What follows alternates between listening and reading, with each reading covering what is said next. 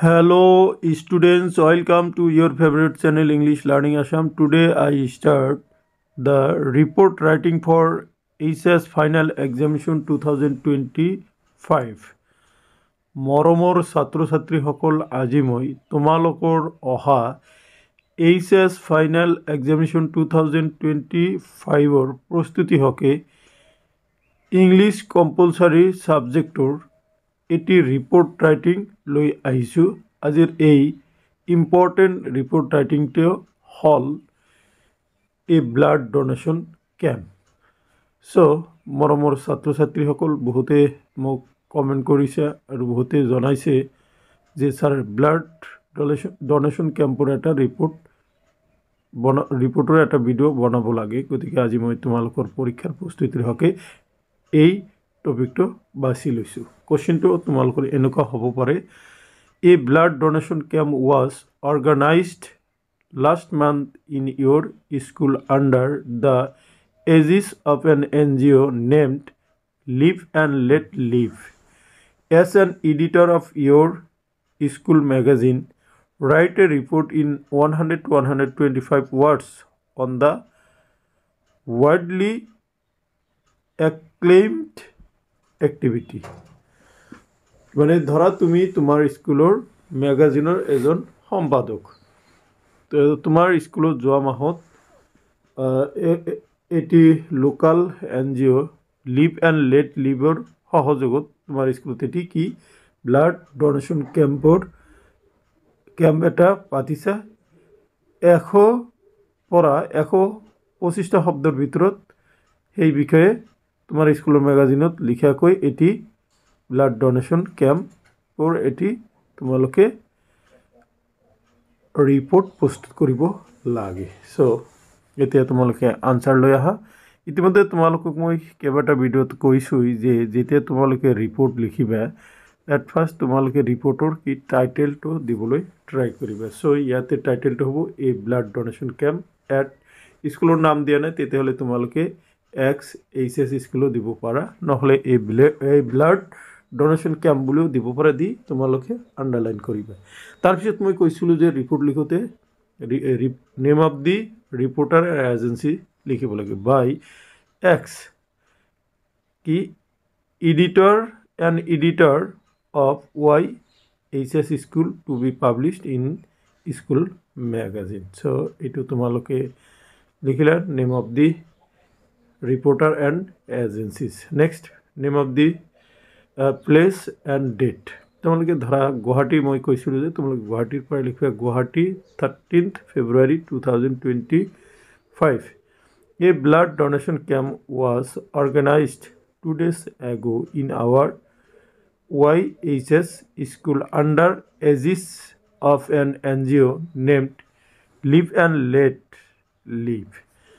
ইয়াতে তোমালোকে দেখা, তোমালোকে এনেকৈ লিখিব লাগিব কি যে কি কৈছে, a blood donation camp was organised, এটি ব্লাড ডোনেশ্যন কেম্প কি অনুষ্ঠিত কৰা হৈছিল 2 days ago, 2 দিন আগত, ইন আৱাৰ YHS স্কুল, মানে তোমালোকৰ স্কুলৰ নাম যিহেতু ইয়াতে দিব পৰা নাযায় গতিকে তোমালোকে YHS স্কুল বুলি দিছোঁ।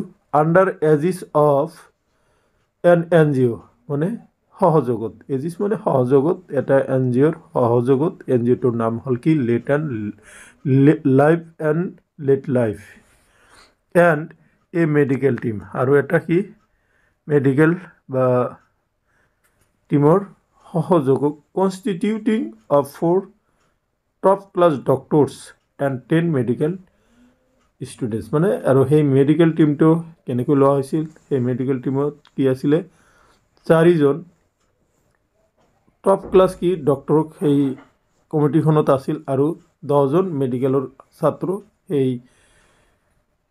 মেডিকেল টিমটোত আছিল। গতিকে তোমালোকে এনেকৈ এইখিনি লিখিলা যে আমাৰ স্কুলত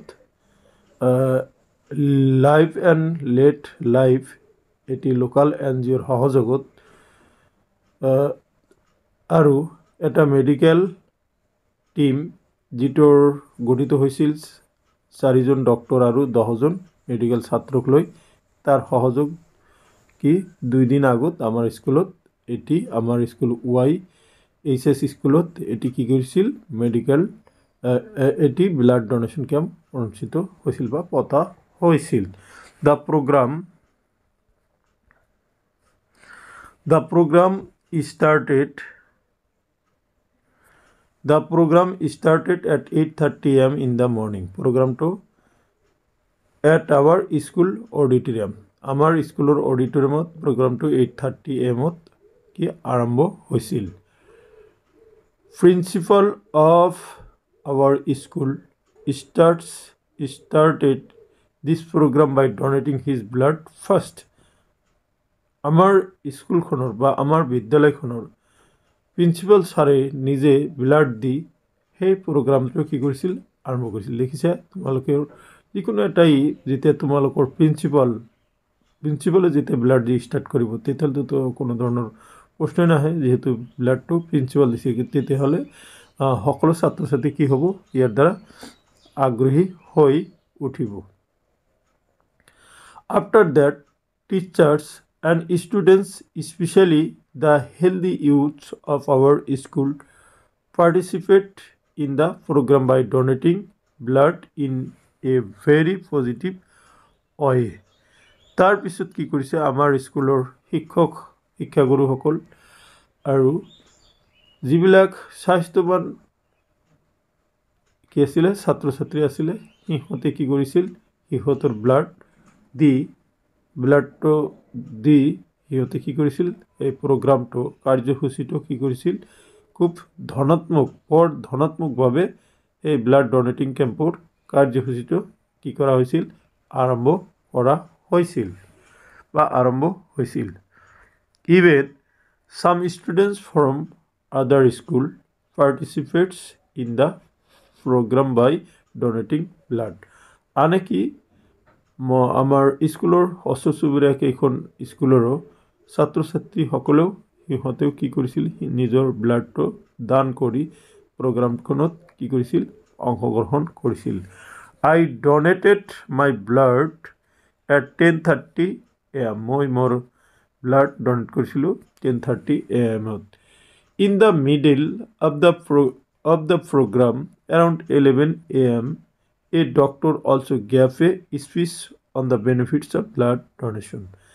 ধৰা ব্লাড ডোনেশ্যন চলি আছিলে ঠিক চলি থকাৰ মাজত 11 বজাত এজন বিশিষ্ট ডক্টৰে কি কৰিছিল তেওঁ সেই এটা স্পিচ দিছিলে এটা ভাষণ দিছিলে কি ব্লাড ডোনেশ্যনৰ কাৰণে যি দিলে কি উপকাৰ হয় তাৰ বিষয়ে বেনিফিটছ অফ ব্লাড ডোনেশ্যনৰ যেটোৰ কাৰণে এটা কি দিছিলে সিহঁতেও এই ডক্টৰজনে কি কৰিছিল ভাষণ দিছিল আৰু ভাষণটো শুনি উপস্থিত যিখিনি ছাত্ৰ ছাত্ৰী আছিলে সিহঁতে বৰ ভাল পাইছিল তাৰপিছত দেখা The blood donation process of all the students and people was done by the medical team. এই ব্লাড ডোনেশ্যন কেম্পৰ যিখিনি প্ৰচেছ যিখিনি আমাৰ ওচৰ চুবুৰীয়া মানুহ বা ছাত্ৰ ছাত্ৰীয়ে দিছিল সেইখিনি কি কৰিছিল মেডিকেল টিমে সেই কামখিনি সিহঁতে ব্লাড লৈছিল the programme লাষ্টেড till 4 PM in the evening.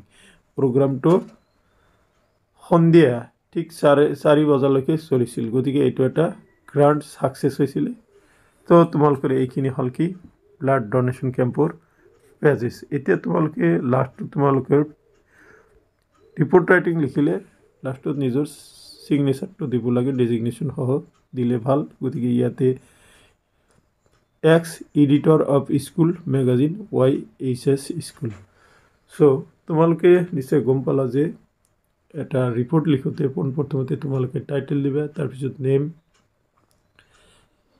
Of the reporter and agency দিবা তাৰপিছত ডেট এণ্ড প্লেচ এণ্ড ডেটটো দিবা এইখিনি লিখিবা আৰু লাষ্টত তোমালোকে নিজৰ চহীটো দিবা যে কোনে কৰিলে ব্লাড ডোনেশ্যনৰ যিটো কোনে যিয়ে উদ্যোক্তা বা যে প্ৰগ্ৰামটো ৰিপৰ্টটো লিখিছে তেওঁৰ কি থাকিব লাগে চহী থাকিব লাগে চ' মাই ডিয়াৰ ষ্টুডেণ্টছ এইখিনি আছিলে আজিৰ এই ভিডিঅ'ৰ বিষয়বস্তু আশা কৰিছোঁ আজি মই তোমালোকৰ আগত আলোচনা কৰা ব্লাড ডোনেশ্যন কেম্পৰ ৰিপৰ্টটোৱে তোমালোকৰ অহা পৰীক্ষাত সহায় কৰিব।